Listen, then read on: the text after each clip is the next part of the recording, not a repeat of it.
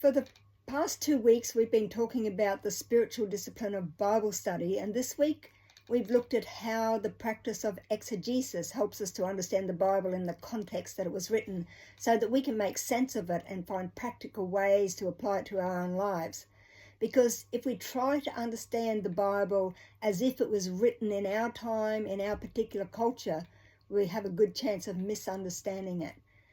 Because the social norms in Israel at the time the New Testament were written were very different from ours today. For example, anyone uncircumcised was considered unclean.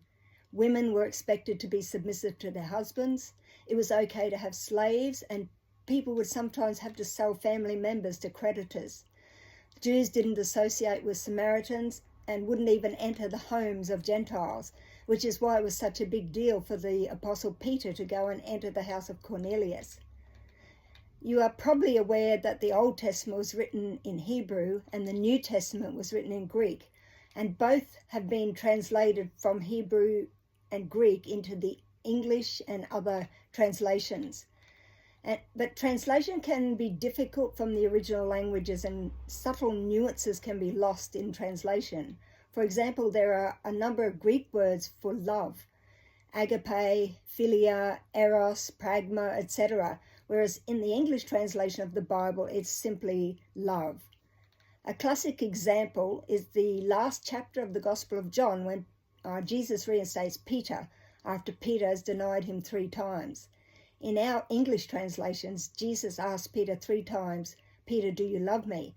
And 3 times Peter replies, "You know that I love you, Lord." But in the Greek, Jesus asks the first time, "Peter, do you agape me?"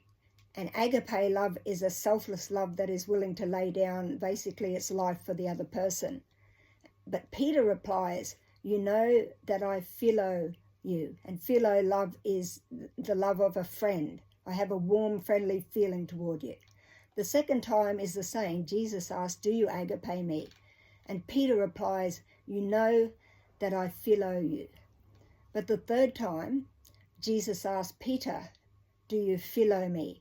And Peter, the Bible says, was hurt because the third time Jesus asked him, "Do you philo me?" Because he previously said, "Do you agape me?" I often wonder, was Peter hurt because Jesus asked him 3 times, or was Peter hurt because the third time Jesus lowered his expectations? Anyhow, my point is that we can miss subtle differences in our English translations. However, I believe the general meaning in the English is sufficient for us to understand what's being said. Serious students can refer to the Greek or Hebrew if they want to clarify the meaning and feel of a particular verse, paragraph, or book. Tools that I've found helpful in studying the Bible include an NIV Greek English Interlinear Bible. This is one I refer to a lot when I'm studying the Bible, because in it you have the English on one side, and then you have the English but with the Greek words underneath. And if I want to refer to a particular word, then I go to the analytical lexicon in the Greek New Testament. I find that really helpful. Also, Google is really useful. Sites like Bible Hub, and Mike mentioned a helpful website last week, and a good study Bible that gives the background, context, and insight into each of the books of the Bible.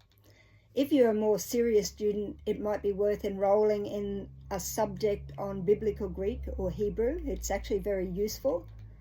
However you approach it, though, the Bible is a treasure trove, and I pray that you will find the spiritual discipline of Bible study to be a light to your path and a lamp to your feet. Until next week, God bless you.